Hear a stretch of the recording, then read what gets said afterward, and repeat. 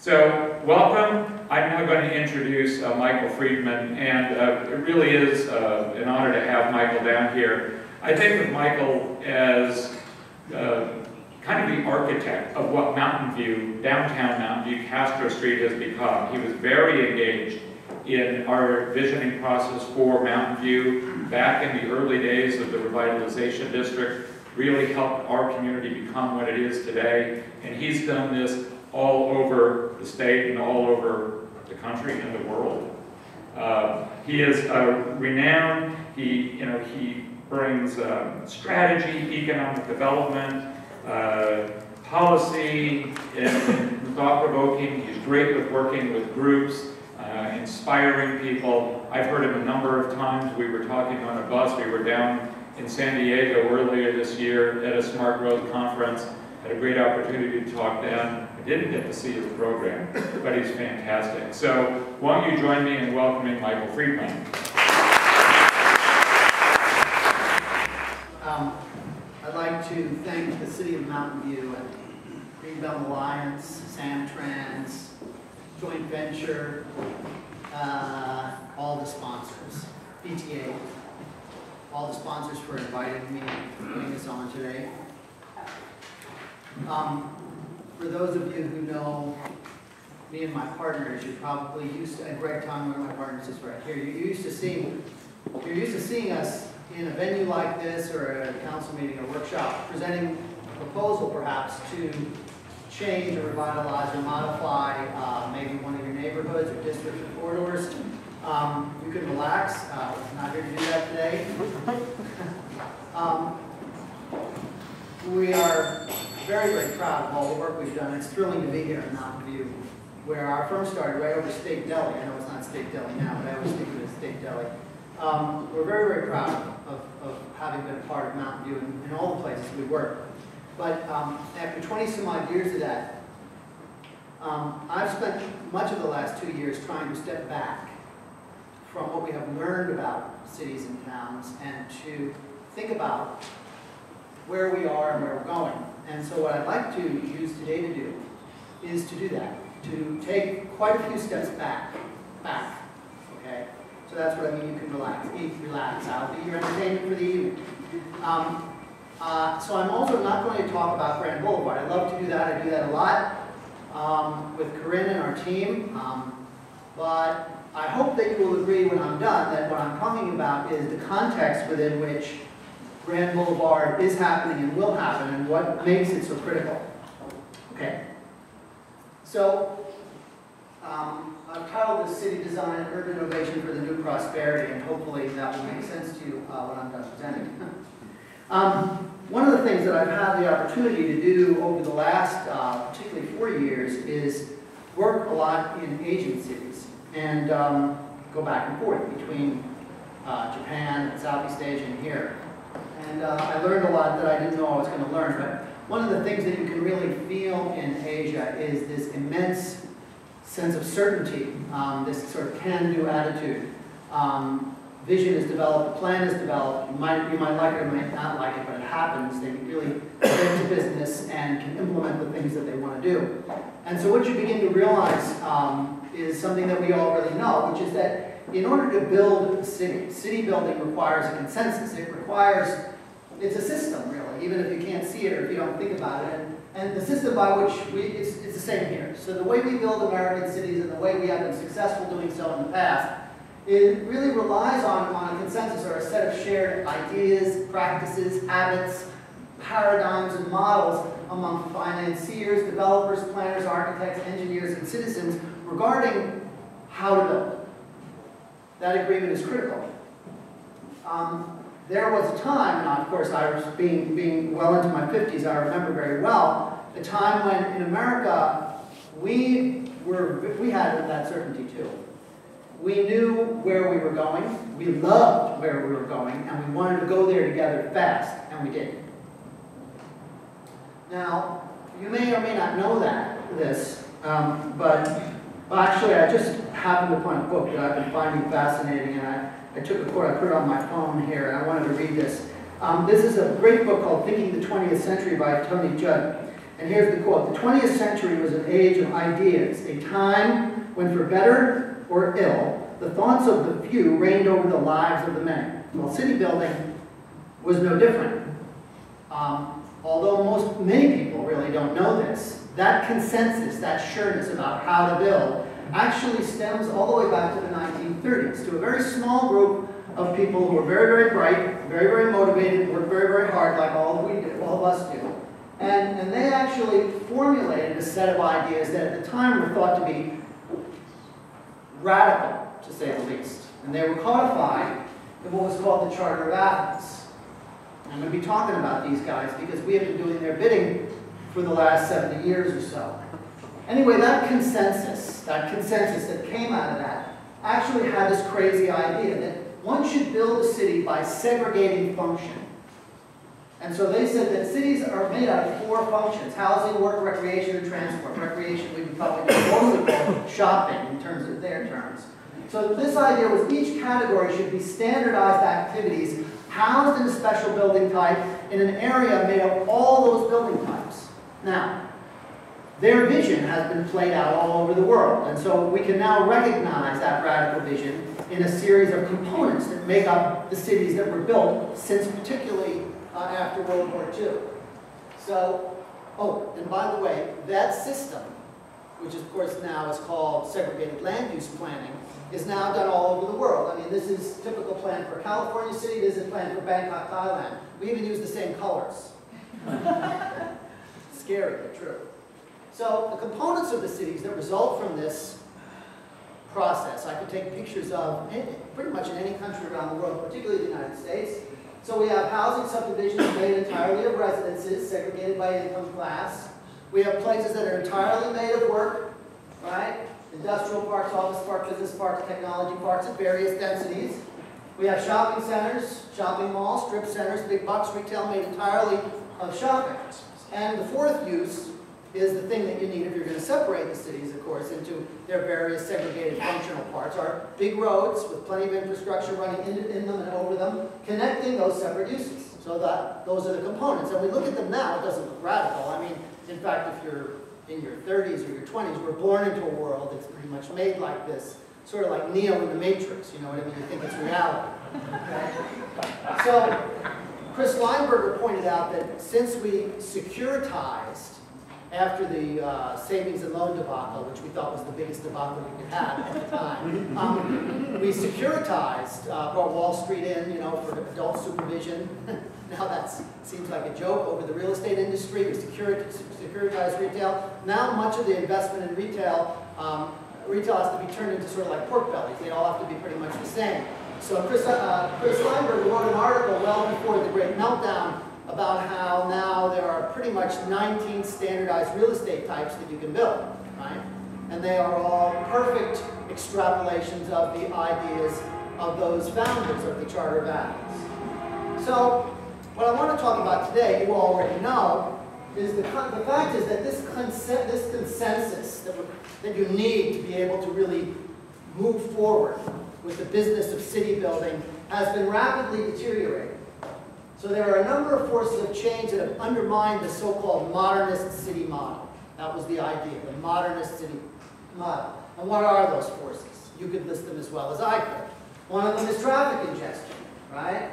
One of them is longer and longer commutes, undermining that model. Because remember, they didn't know there would be traffic congestion. Remember, there was this idea you could just go out for a drive. Remember going out for a drive?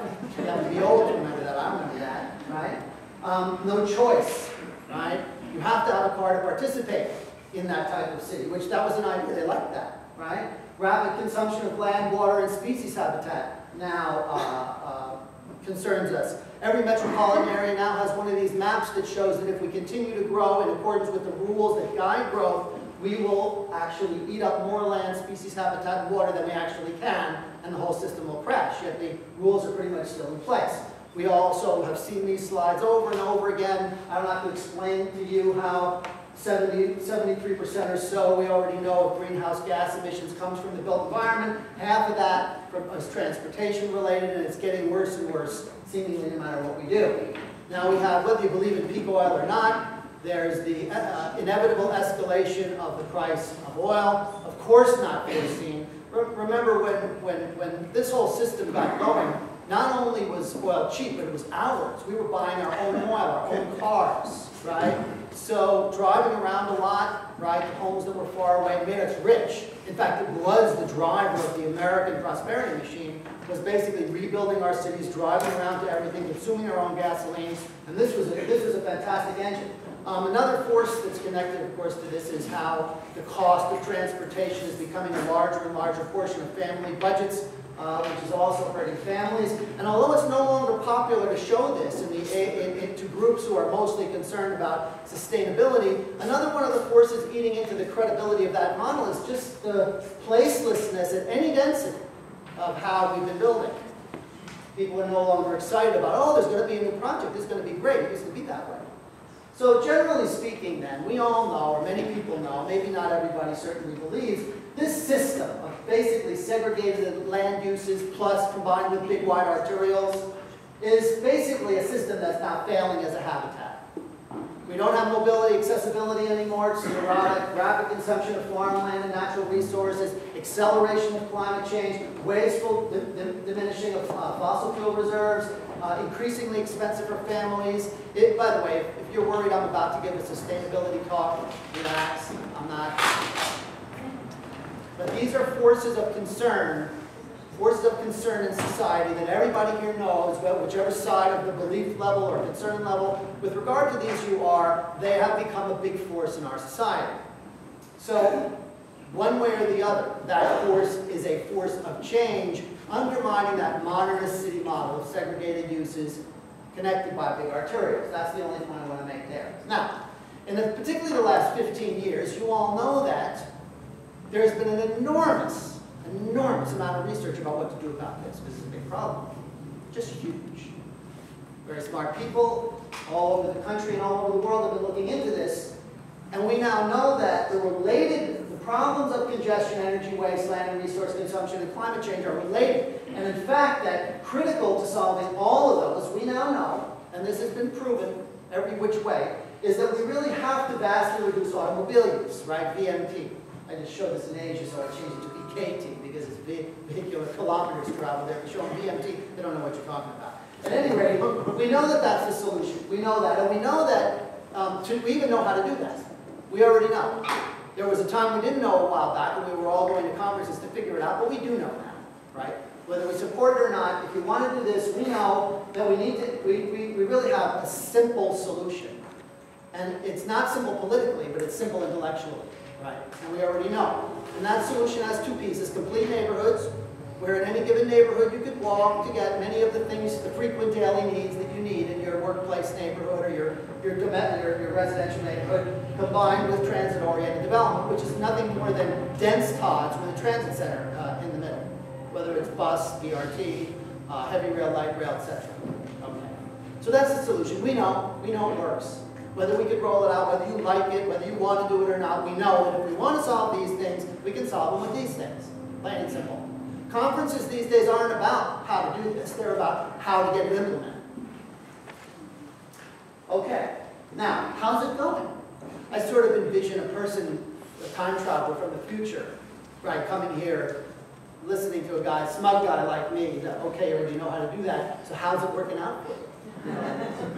So how's it working out for you? He would ask, she would ask, right? Well, here's a picture of how I think it's working out for us, based on my partner and my partners and my observations, doing this all the time, every day. This is about the city of Livermore. In Livermore, like in Mountain View, although more recently, we were working in a very enlightened community like Mountain View is. And it's like Mountain View. I mean, things are hard to get done there, but people are smart and they listen. Sometimes they come and they're against something, but they're the kind of people that will listen and learn and make up their own minds. So we think of it very, very enlightened community. Okay, so we managed to revitalize their downtown too. Not just like here, not just because of us, but because of a huge number of fantastic staff members, a great community, and good councils, and the rest of it. So okay, this is another one of those great towns where we managed to achieve a lot of things we couldn't achieve everywhere, but we could achieve them in places like this and in places like that. Well, one of the things more recently that we did after the downtown and after all that is Greg Tung, my partner, was really the partner in charge of this, and we were asked to help the community work with BART to figure out, as BART gets extended out there, where should the station or stations go? You may have read about this in the paper. So there were a bunch of candidate stations, and I'm going to simplify this down horribly, okay, just to make my point. Basically, out of the stations, this is 5A, okay, or rather, this is 5A, okay, this is the downtown, all revitalized, the community loves it, always wants to make it better. Dense housing, taller buildings, all that was controversial, just like it was here, but we were able to show them pictures of Mountain View, so it was easier there than it was there. At any rate, this is Lawrence Livermore Labs area, huge population, so the potential of transit-oriented development here and here is just right there on the ground. Anybody who knows about how to do the kinds of things you need to do to make cities have smart growth, be more sustainable, would know that this and this are the places you want the station. This is called Vasco, this is called downtown. Now, to make long story short, this is an alternative, which is to do a pure park and ride, which is where the station would go right in the middle of nowhere. And it's not only the middle of nowhere now, the growth control limits make it so that it would always and will always be the middle of nowhere. You can't do transit-oriented development there. You can only do what the founders of the modernist group would have liked. In other words, to them, transit is just another use. You separate it, and you connect it to arterials, right? Just like everything else. So transit just separated, put it over there, connected to cars. So cars will be, people will be in cars, and then they'll drive to a parking lot, they'll get out of their cars, they'll switch to another mode. That's standard 70, 80-year-old thinking applied to transit, modern transit systems. So anyway, in Livermore, people didn't know what they wanted. They don't want congestion in their districts and in their neighborhoods. A lot of people were very skeptical about, you know, they know that Todd is good, but on the other hand, we don't know if we want it in our town kind of thing. You know what I'm talking about. At any rate, so Greg and his team ran the workshops, got really good, people came out, the same kind of people who went to downtown. So we had presentations without asking people what you want. First, let's share what we know about transportation. What increases ridership, what's good for economic development, well, how everything works, try to do a balanced job. We showed them the difference between park and ride and Todd, right? And how park and ride by itself, we've learned over the last 20, 30 years, actually hasn't worked that well. We drew what it would look like if it went over by Livermore Labs. We drew what it would look like with infill in the downtown. We looked at how it works in the park and ride station by 5A, right? So they had a chance to learn what we know about this and then make their own minds up. And it was the usual kind of really great discussion, argument, discussion, all that kind of stuff, and a whole lot of workshops all about it. Long story short, even though a lot of people came very skeptical, by the time the workshop process was over, there was a clear plurality of people who wanted to put it in the right place in Vasco and downtown. Okay, great. So then that went over to the Planning Commission. The Planning Commission themselves looked at it, looked at the recommendation and looked at it from their point of view, and they unanimously recommended that BART go to the two places where you would want it to go, for the good of the economic development of the town and for good of smart growth, whichever one you care about. That was good. That recommendation was forwarded to the council. Council said, great, let's put it in downtown in Vasco. Vasco is the Lawrence Livermore one. Labs, you with me on this? Okay, council said, yes, everything's great, we pack up and go home.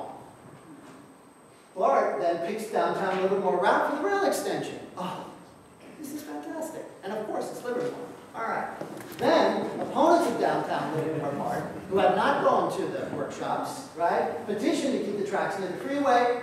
The BART member whose district that was, elected BART member, broke ranks and said, well, maybe we better listen to this, right? And then council ultimately adopted the 580 initiative and put it right in the freeway. Right in the freeway. In Livermore. And believe me, if this would happen in Livermore, getting it done in, I don't want to mention any names, but towns that are not Livermore and Mountain View would be impossible.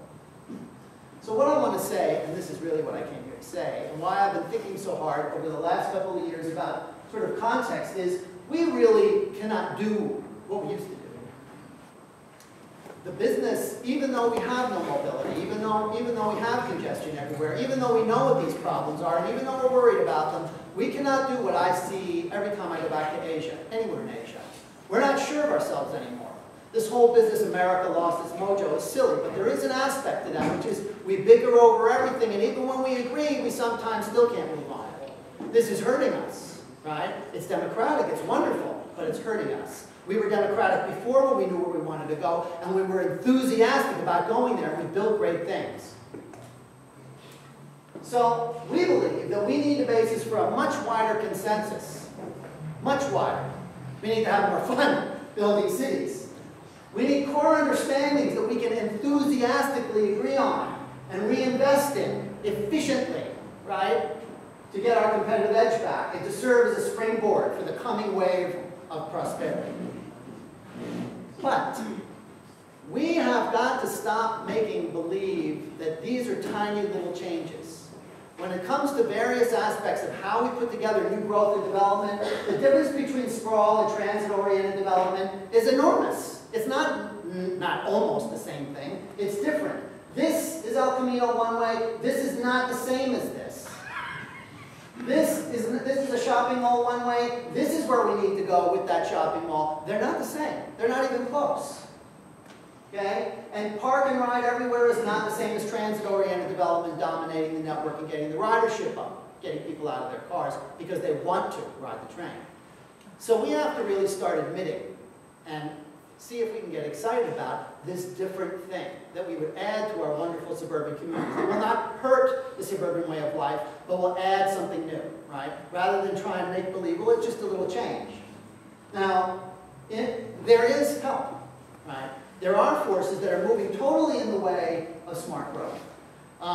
The first guy, I think, to document that the market itself, us, consumer preferences, was shifting was Christopher Lineberger in his book called The Option of Urbanism, where he showed major, really big market data that he had really put together as one of the most credible people in the industry, that national housing prices in what he calls walkable urban places have a huge amount of pent-up demand that would take decades to fill, and how we're overbuilt with stuff in what he called drivable suburbia. Right? He's saying basically the market wants to go in that direction, right? He talked about this pendulum swing. For those of you who haven't read this, I strongly recommend it, where we basically, the market and consumer preferences, we're all for drivable suburban, and we have that, and it's good, and it's in place, and we have plenty of it, but that there's a huge amount of pent-up demand swinging the pendulum over to walkable urban. That doesn't hurt the existing neighborhoods, but that adds something that people really want. Not planners, right? Not architects, not urban design consultants, right? Not smart growth people, regular people. I don't have any friends who are regular people, actually, but I know what they are. So what he means by that is this is drivable suburban and this is walkable urban, right? You drive to shop, you drive to the separate use of work, and you drive to the separate use of home, whereas here you have work, home, and shopping all together, okay? It doesn't mean everything you need is in there, and it doesn't mean everybody lives where you work. That's ridiculous. But it means the way we put our towns together are walkable, okay? And have a lot of things in them. Now, as you probably know, the Great Recession has also added, he wrote this whole thing before the Great Recession. Now we found out he was right, okay?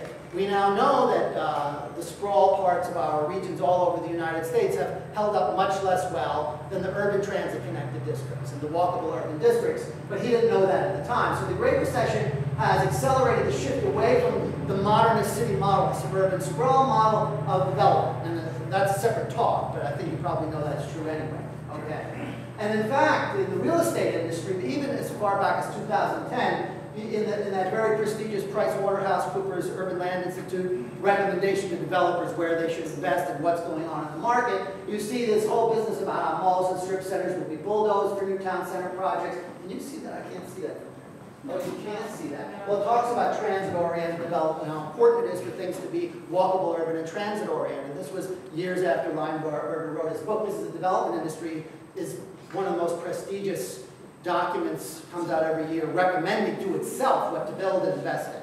All right, so the market's moving that way.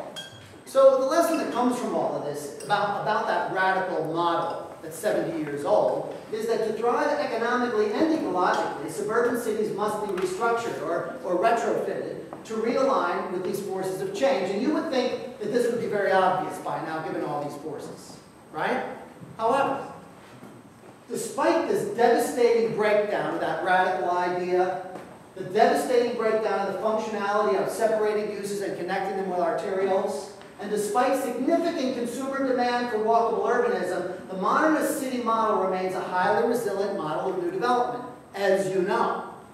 Now, what's going on? What does this form of growth have? Why does it have such a strong hold on us? Why? Oh, it's not rhetorical. Huh? Rapid return on investment? What? Rapid return on investment for developers? Possible. Okay, that might be true. Well, according to Lineberger, that's actually not the case. Okay, according to Lineberger, that's a dead end for investment.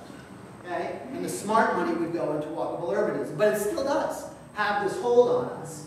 Is it possible? So that brings up my question.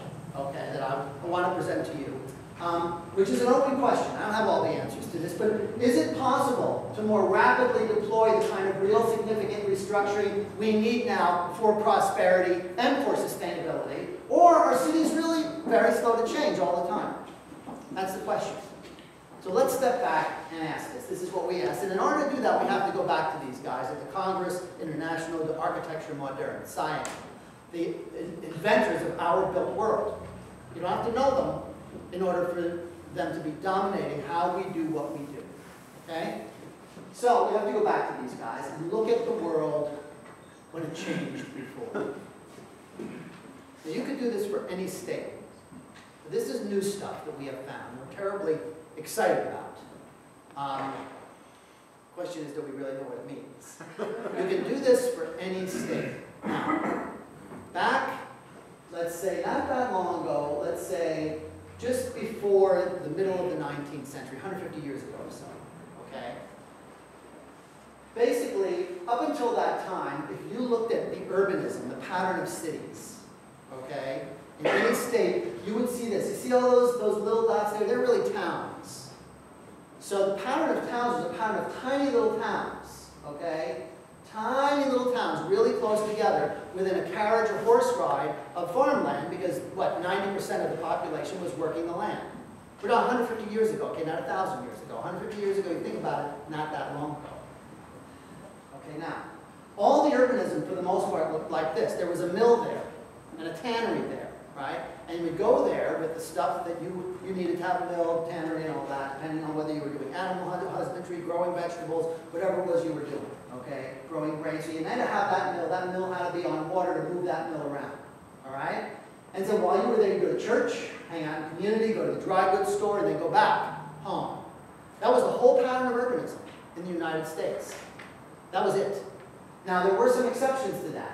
There were larger market areas, particularly at ports, where the few luxury goods were actually sold, and that created a little bit more urbanism there, particularly at ports. So if you look at that same state and you map the cities with 50,000 people or more, up until right in 1850, those black dots are the places with 50,000, and that's New York City. I'm using New York because it's the one we found the clearest maps on, that's all. You can do it here too.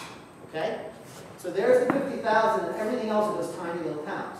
Now, what happened in 1850? We think there's all this unbelievable change going on now, and there is, but the amount of serial innovation that went on in 1850 was unbelievable.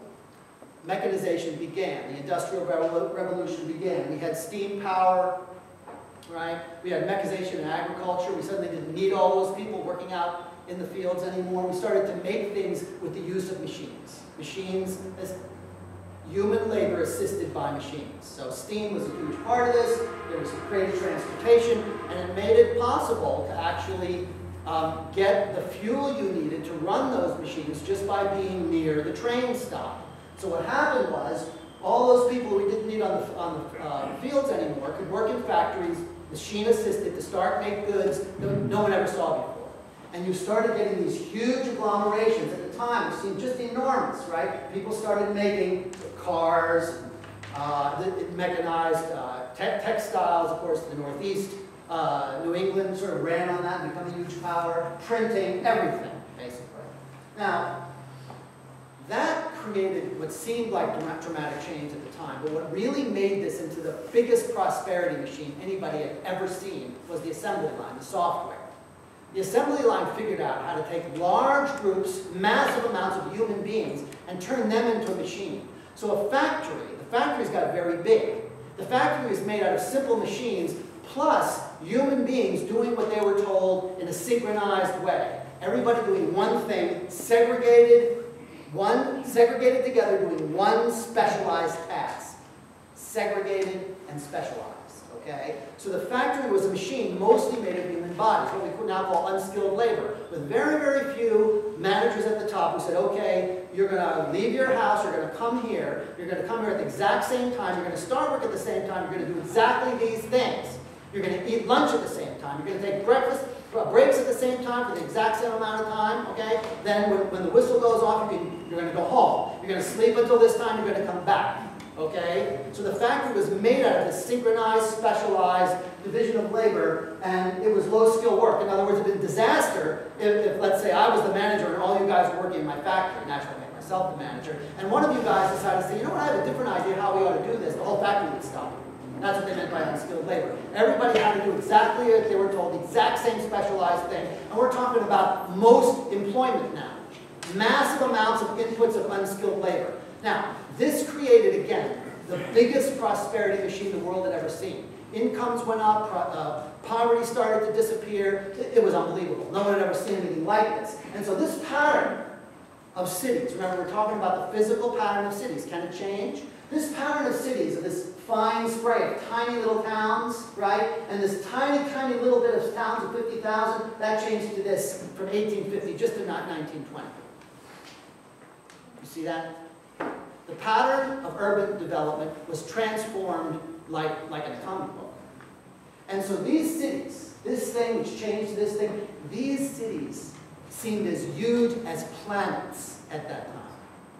No one had ever seen anything like this before. And so what I'm talking about here is we usually think of transportation as the thing that changes cities, and it does.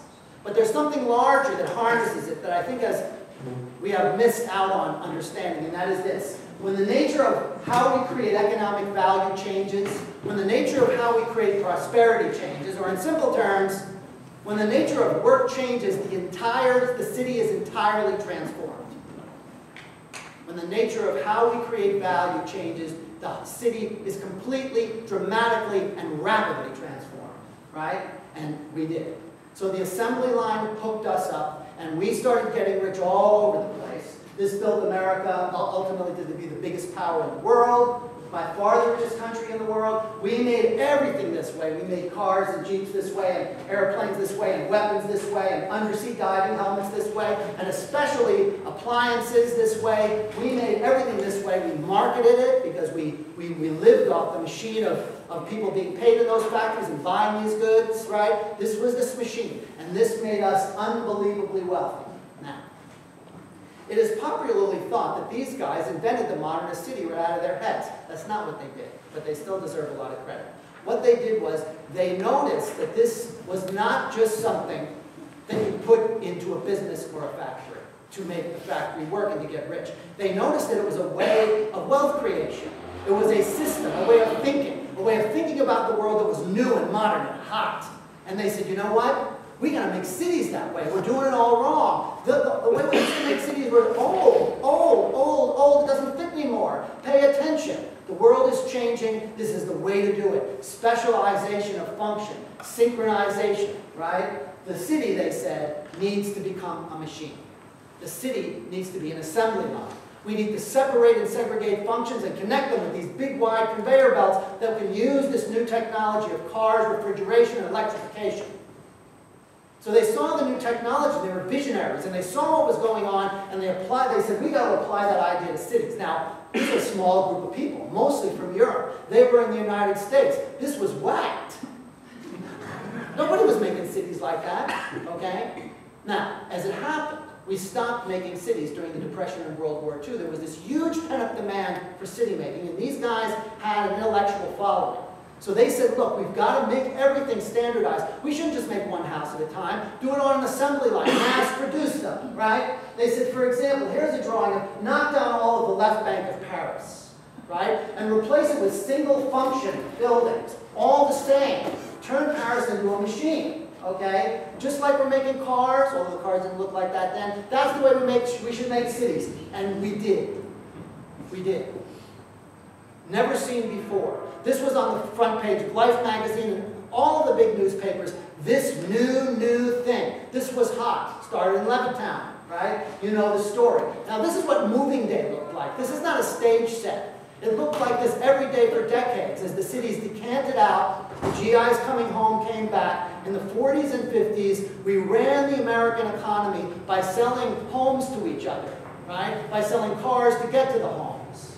This is how we did this. By selling gasoline that the cars ran on. This was our prosperity machine. This was the biggest piece of it, on top of basketballs and appliances and undersea helmets and weapons and everything else. This was the leading edge of the economy. Everybody knew. Congress knew. Everybody knew. So it started with the homes. So the city that always had to be in walking distance of the train, right? Because when you get off the train, we're mostly walking. This whole form changed so that all this area out here that had never been urbanized changed, and this is what we put on it. Mass-produced, identical homes. Segregated according to function. In areas segregated to function. In other words, units churned out on the assembly line, all the same, I mean, with a little style change in front, certainly, right? People still had personalities. And remember, they did not say we should turn people into machines. That's not what they thought. They said we should turn the city into a machine. Okay, so it wasn't this inhuman thing at all. Okay, and so this was the vision. And we played this vision out at San Jose. We're still doing it. So if you look at any suburban city, pretty much anywhere in California, for example, and you plot the population, if there was anybody there was a little bit of agriculture work, starting around 1940, 45, right? This is what all the population always looks like. We do this for most all the cities we work in now. When we do corridor restructuring or whatever, we go back and we look. This phenomenon went on everywhere, and the population exploded. And by the way, we're not done. Okay?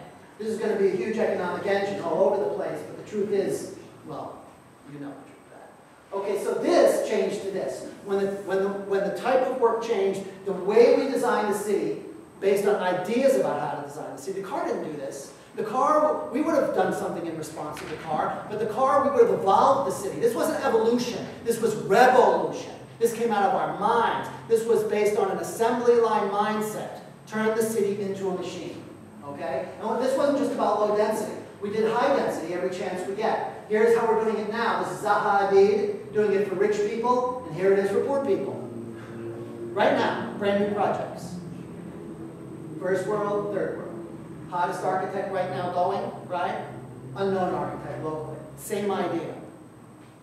All right, and then of course the roadways. Miles of pavement connecting these segregated according to function places, right? Which was the other thing that we invested in, and now takes up the second greatest amount of land in any given city, pretty much just second under residential, but more than workplace. So again, when the nature of work changes, when the nature of how we create value and prosperity changes, the city is entirely transformed, rapidly transformed. And so what did we build? Well, what we have today. Cities were reorganized according to industrial principles of specialization and segregation of function. It started with the homes, then the supermarkets, and that came out there on the road. They zoned them all for commercial. They thought it would just be gas stations, right? But eventually, because everything was far apart and the roads weren't designed for walking, one enterprising supermarket designer said, you know what? They're coming in their cars. Why don't we set the building back and put the parking lot in front? But that's another talk. It's about the strip. But anyway, it went from housing. As housing slowed down, Congress created accelerated depreciation so that the economic machine would switch to commercial development, cheap commercial development on the big long state highways, which became our overbuilt strips with low quality construction because the building could be suddenly depreciated in 7 years rather than 40.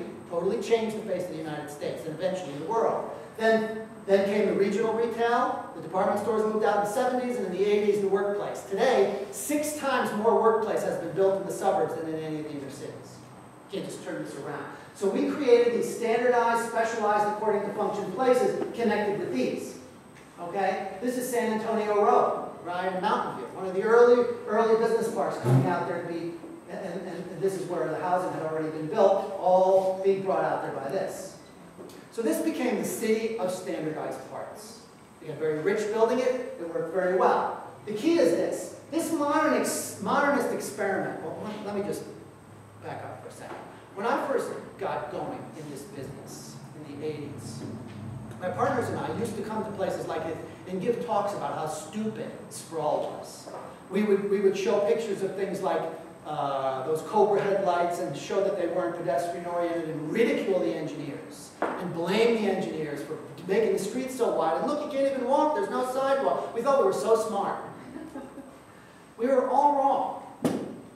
We were not looking at stupid development. We were looking at the end of an era where the development fit here. That development was brilliant. It fit cars, roads, electrification, and air conditioning. It fit the model of Taylorism. It did make us wealthy. It did bring poverty way down. It increased the quality of life of millions and millions and hundreds of millions of people and eventually billions of people all over the world. It fit that world. It fit the industrial world. It fit the world where the economy was based on making massive numbers of identical things as efficiently as possible using inputs of massive amounts of unskilled human hands. Okay? That was a machine. It fit. It was brilliant. We didn't realize in the 80s that we were just witnessing the end of when that thing began to fray, right?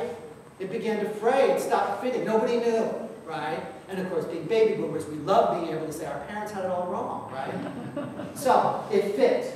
And then we institutionalized it, right? From Bangkok to Tracy, we have the same colors showing how to build that new stuff. When we want to plan a city, we abstract it in two maps. A map of land use and a map of roads. And we think that's the city, and we plan that way. Well, as that time traveler would say, how's that working out for you now? But that's what we're doing everywhere, right now. Now, the foundations of that fit, of that way of building cities, were the open road, uniform household structure, cheap energy, our energy, abundant and available accessible land, massive government subsidies, the Fordist model or Taylorism of national economic development based on consuming homes, cars, and home appliances, and nostalgia, right? Now, what has come of all these foundations? Well, two are left. Massive government subsidies, right, for building suburbia, and nostalgia. And don't underestimate nostalgia. You know what this is? This is Saudi Arabia. It's an American military base in Saudi Arabia, built like this so the soldiers will feel like they're home. Wow. Yes. Yeah. Build something they don't recognize, so you nuts. They have all the guns. So the point is, the modernist experiment fit beautifully with the world of the 20th century from at least World War II all the way out to the 90s. It fit and it worked. So this is the question that we ask ourselves. Does the modernist city, separated uses connected with arterials, does it still fit the needs of today's economic activity? Does it fit the needs of value creation? Can it keep us strong? Can it keep us great? Can it make our city strong? Can we get our edge back using that model? Okay, let's go back. Take cars, for example. Here's how we used to make cars. Those are the unskilled labor doing exactly. Put that bolt on, the car moves down to the next group of massive specialized. Now, this is how we make cars now. This is how we make eyeglasses now. We don't need us to do it. The human labor isn't doing it. It's automated. All right? Now, this is a factory. Now, do we need people? Yes. A whole lot less if you're paying attention to manufacturing. Is manufacturing important? Unbelievably important. All right? But do we need it? Does it create jobs? No, it doesn't. We can't undo that. This is the source of what is actually our new prosperity.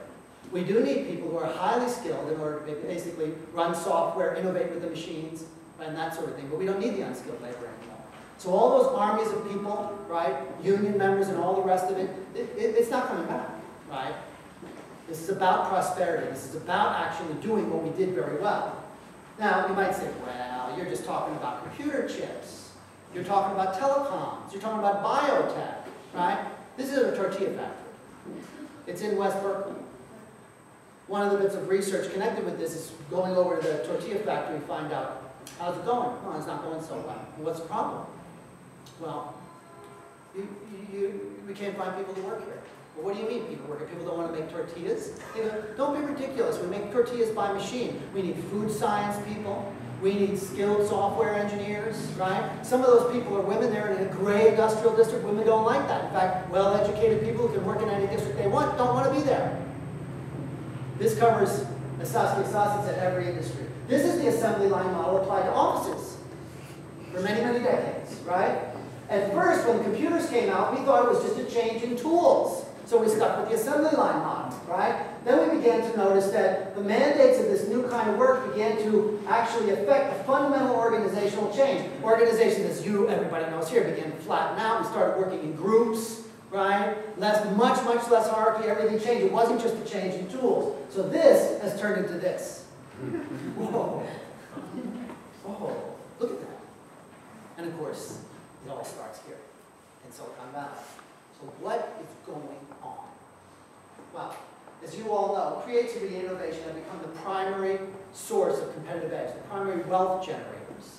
We're not just talking about jewelry, media, so-called creative arts and that sort of thing, okay? It replaces massive mass production of identical products and services. Now, this is easy to say, but it's hard to conceptualize. For example, take a USB jump drive, okay? That's physical, and it's mass produced by machines. But what gives it its value isn't the plastic and a little bit of metal on it, it's the ideas. That's what makes the USB drive valuable. Now, another confusing thing is, industry doesn't go away, right?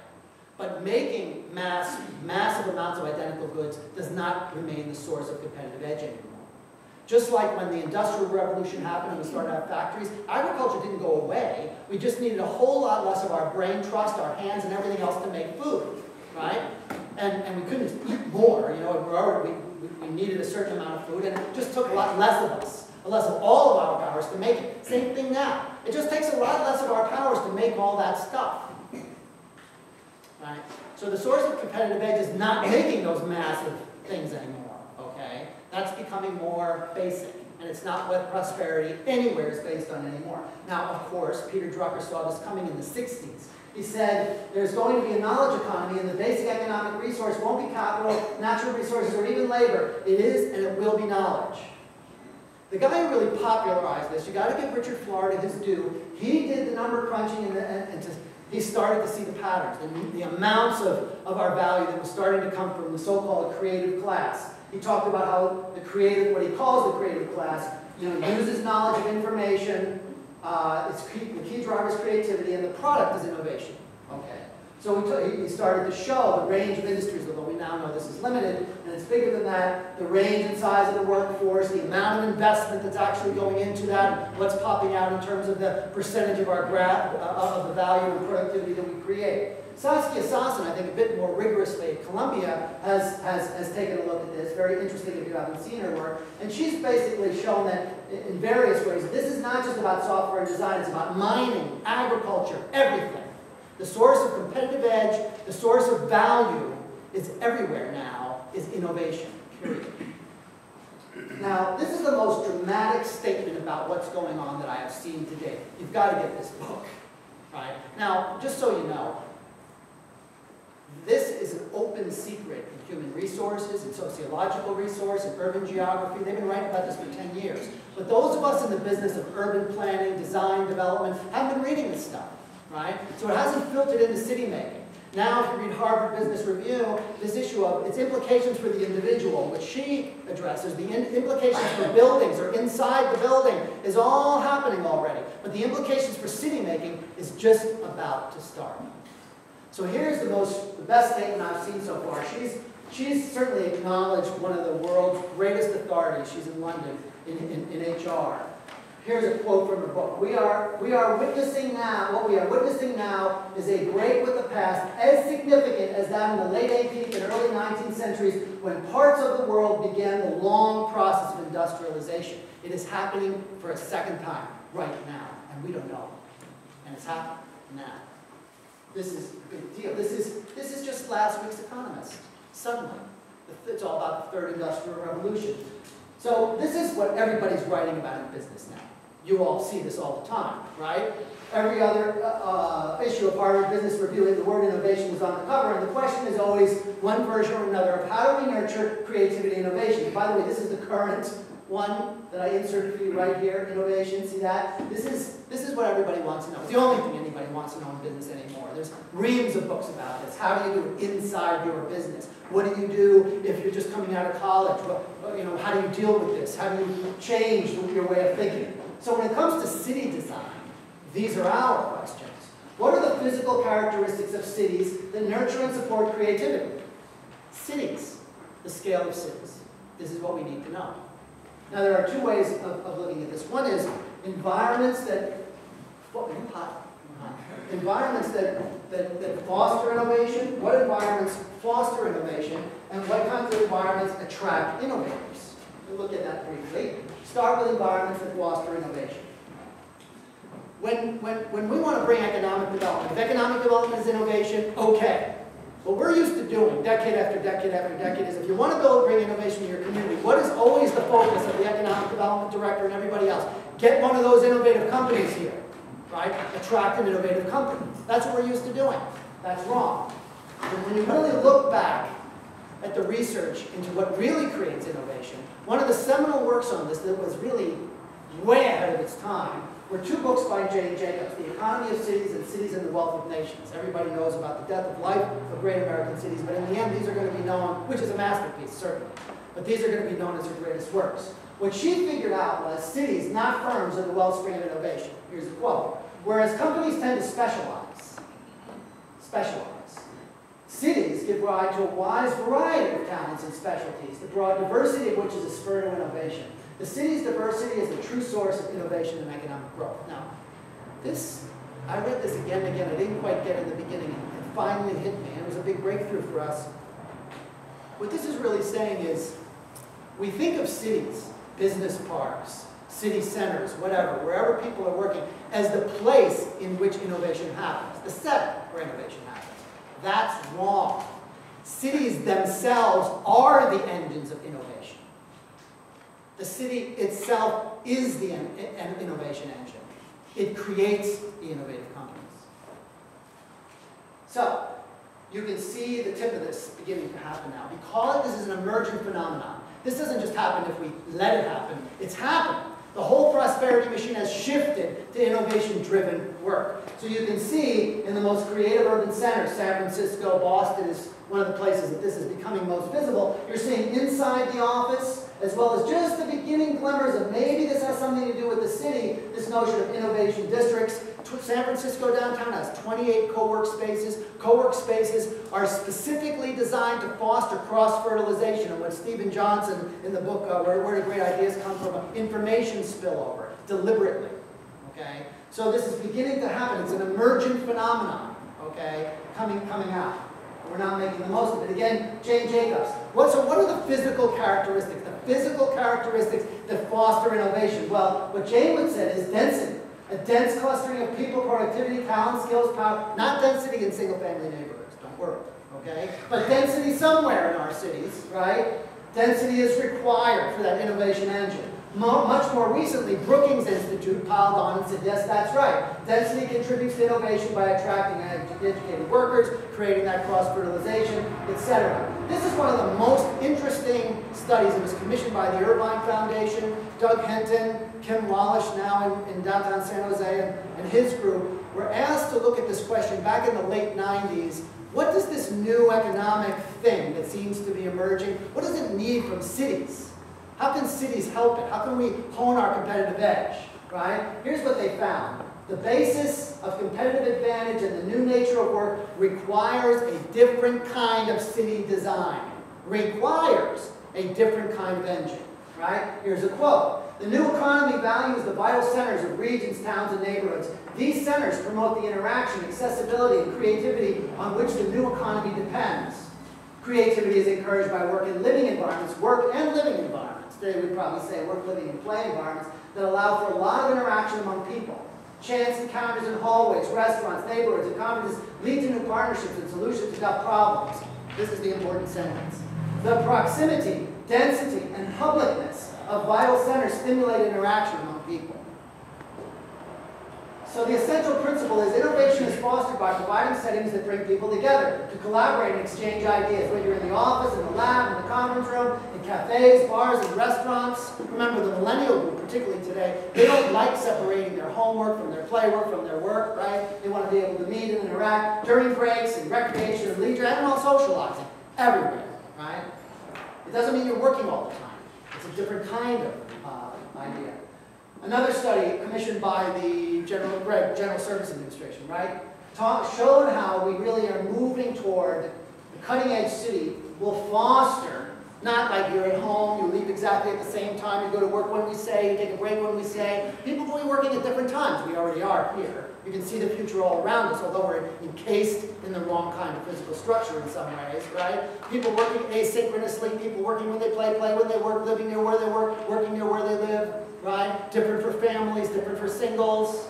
Okay, so this kind of mix. Now, what about environments that attract innovators? Well, I'll tell you a story you already know. There's the Googleplex. That's the modernist environment that the Googleplex is ensconced in, our own beloved shoreline area, right? And there are the Googleplexers on their van, one of the biggest paratransit systems in the entire world, right? Getting out of there, because they don't want to be here. Where do they want to be? Well, they want to be in that. Turns out, right? A lot of them want to be in that. They want to be in this. They want to be in this, not in this. What are we learning from all that? That's the simple version of what real research is showing us, is that the so-called creative class, the most sought-after employees, crave centers. Centers are places with density, synergy, and mix. This is CEO for Cities. CEO for Cities research showed in 2000 already, right, 12 years ago, young adults with a 4-year degree were 61% more likely to live in close and urban neighborhoods in what Lineberger would call walkable urbanism than their counterparts with less education. Now, these well-educated young adults are 94% more likely to live in close and urban neighborhoods.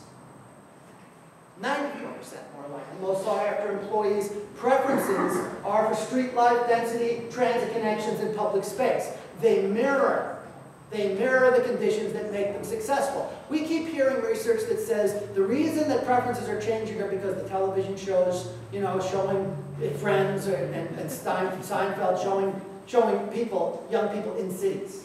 And we see that the demographics have changed, and all that's true, but we suspect that there's this other force that's overlooked, which is the conditions that they need to be successful are the ones that they prefer to live in and work in. There are places that look like this. That's why the Pearl District in Portland is so successful. Now, I said the consensus is framed. What then are the necessary elements for our emerging consensus that harnesses this whole thing, that harnesses the forces of prosperity, that gives us our mojo back, that creates a competitive edge for our region, that creates the competitive edge for any region? What are the elements of an emerging consensus so we can get out in front of these changes and use them to consolidate our gains, so that these changes aren't just happening haphazardly, but we can harness them with delight? What are those elements of emerging consensus? Well, I'm not going to have time to go through all of them, but here's some of them. One, the business park is a dead end. The 21st century workplace district will provide settings to foster innovation and will match the preferences of the most sought-after employees. Early adopter cities and regions and districts that provide what I'm calling talent magnet districts will have prime mover advantage, or innovation districts, right? The 20th century CBD, big city, and the business park, suburban city models no longer fit the needs of the innovation economy. What I came here to say today is this. What I wanted to share with you is this. What we can see now, and what now seems clear, is at least one thing.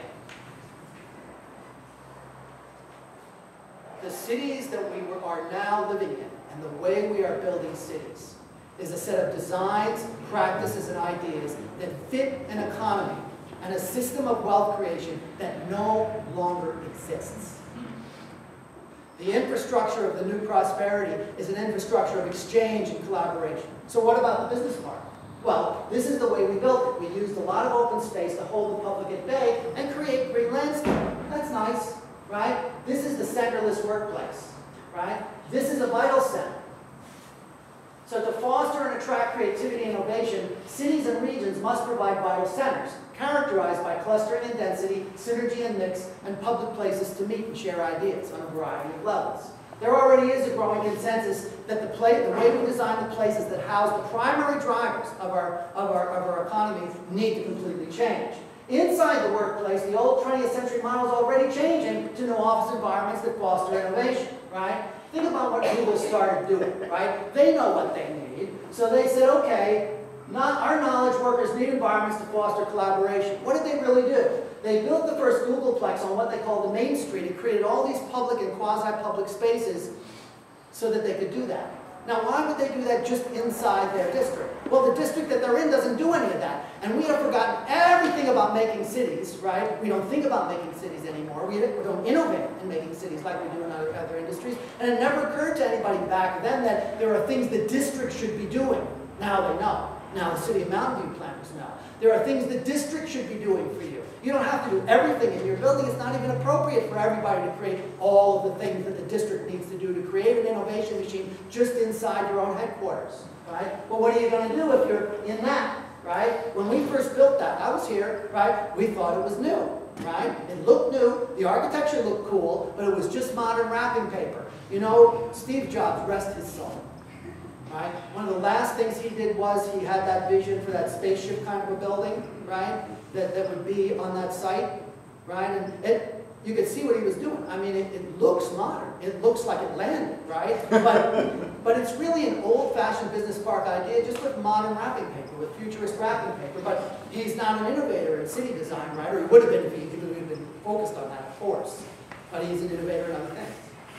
So the workplace district remains out of sync, entirely out of sync with now the way we create prosperity and the forces of wealth creation. The idea of making separate precincts, separated from everything, doesn't work. These are usually segregated in terms of type of work. Office separated from R&D, R&D separated from manufacturing. That's a disaster now. No activity focus or center, only auto-oriented, even if it's a deli, right? Large blocks, wide roads, buildings surrounded by parking and landscaping, plenty of open space, but no meeting spaces, right? That's the model, the 70-year-old, 80-year-old model. Even the Urban Land Institute has finally figured this out, right? Right? This is over. What's next? This is next, right? Clustering and density, synergy and mix in public places. Rather than zoning it one separate use, it needs to be a series of sort of like concentric rings with workplace core, right? District center, workplace core, mixed-use transition areas, residential transition areas, knitting back to the single-family homes harmoniously rather than creating this horrible neighbor. Knitting back into the city because connectivity is everything now, right? Rather than big super blocks, this is a real project. It needs to be small blocks to allow for walkability, bikes, connectivity, unplanned meetings, and that sort of thing. In the 20th century, basically, businesses were all self-contained. All the parts of the supply chain were pretty much under one roof. Today, all the parts of the supply chain are separated. Jane Jacobs showed that the way economic development happens is not just you invent some iPhone, okay? It's actually very humble. Somebody who works, sees work that you or I are doing, and they think of another piece of work to add to that work, right? The addition of humble, new idea work to old work, sometimes very, very basic, is the actual engine of economic development. Well, in order for that to happen, people have to see what work is going on. Now, the way the supply chain works, this creates the opportunity for tremendous interaction that has to happen anyway.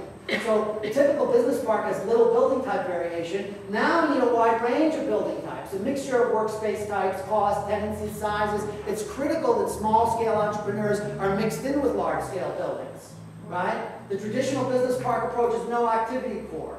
Put a strip center in maybe to have a place to go to lunch. In the new city, in the next city, the workplace district has to have a main activity core as well as a series of little cores, right? Settings for interaction, serendipity, exchange, communication. This is a model from one of the ones that we've been doing. You know, a lot's happened in the rethinking of residential neighborhoods and in some cases retail. But workplace so far is a black hole in terms of urban design innovation. Now, the holy grail for neighborhood smart growth is the quarter mile, the 5 to 10 minute walk. What we began to realize is that doesn't apply to workplace at all. Nobody goes to lunch and walks a quarter mile. It's ridiculous. You walk 2 minutes. What that means is we need a different kind of a distribution of much smaller scale meeting places in addition to an activity center, probably that can be further apart. You guys trying to clean this up? No? Okay. I'm running out of time, right? Somebody knows. Does anybody know? Just back. Okay.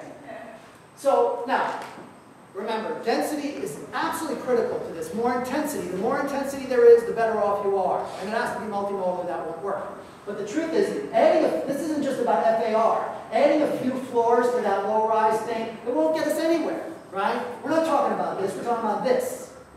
Okay? We're talking about vital centers. And we're starting to see evidence of this. The low-hanging fruit is where the infrastructure is already already there. Boston, San Francisco, New York. It's going to explode out to the suburbs within 10 minutes. You heard it here first. You probably hear it already has, and I haven't noticed. Now, it's not always where there's existing building stock, especially in places like Singapore and South Korea. We're beginning to see talent magnet districts being designed from the ground up, right? So there's a whole taxonomy of these things. Some cities will insist that the FAR is not changed. So when an opportunity comes to redevelop old business parks, it'd be better if it got more intense, but if not, at least it needs to be clustered, walkable, bikeable, exchangeable, so that becomes this. That vision for Valkyrie and Cupertino we did a long time ago. In markets where you have to surface park because of land values, we do what we call inside-out business park, where everybody is oriented to and creates activity on boulevards leading to major public spaces with key strategically located retail. This is all built into the city.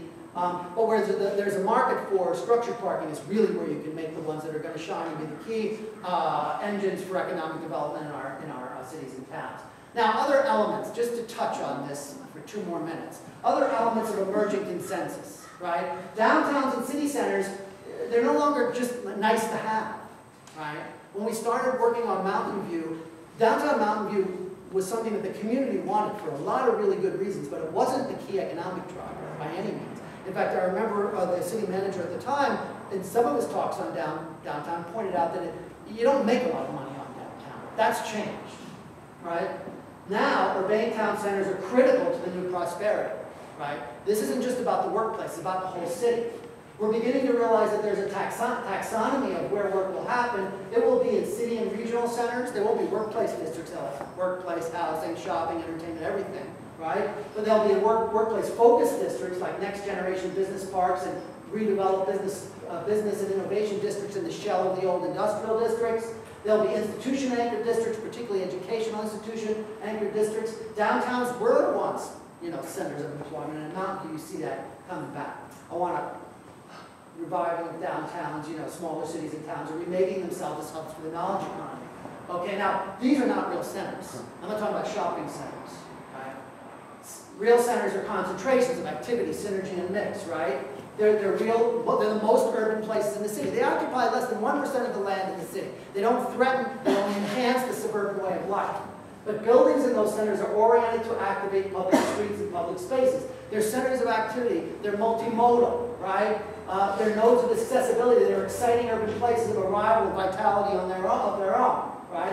Every one of these, this is El Camino, every one of these potential transit stations are opportunities. Real centers center around the neighborhood and the region's primary public places. All right, I want to go to one more of those points of emerging. The retail is the precious city building commodity. Urban vitality is what will sell homes, draw the talent, and nurture innovation. We need to wake up to the fact that this decision on how to strategically locate retail is one of, if not the most important decisions to be made at the city level. Strips really hold you back on this. We will realize soon that if we waste our precious, very small market for the activity-generating retail, restaurant, theater, art gallery, personal service, and business services on standalone auto-owned retail, you will ruin your city's competitive edge. You have to save it. Retail is like the electricity of the city. It creates kinetic energy, right? The employment doesn't do that. The housing places don't do that. But that little bit of market for retail is what moves us around. It used to be the thing that made us rich by moving us around in cars up and down the strip, selling each other cars, buying massive amounts of identical goods, buying our own gasoline. Now it makes you poorer. Now we're going to be building less retail, but we need to use it to catalyze innovation, catalyze exchange, catalyze collaboration, catalyze socialization, and all that kind of stuff. That's where the market is going.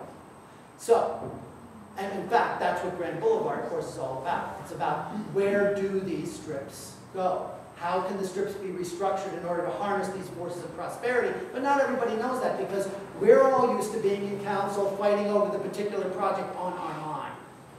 We will break out of that soon because the whole world is changing in a way that's hard for us to see. I hope I have given you a sense that the infrastructure of the new prosperity is a network of great urban districts, places that foster exchange and collaboration and delight.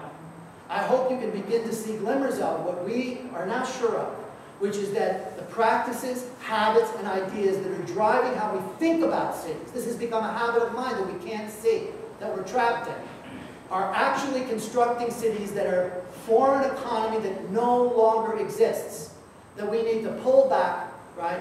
We need to pull back and be who we are, particularly right here in this region. The leaders who show how the engine of prosperity can be the engine that allows us to get our mojo back, to agree, to like where we're going, to show visions of where we're going, to show how where we're going is going to increase our mobility, our quality of life, our delight in our cities. Thank you for listening.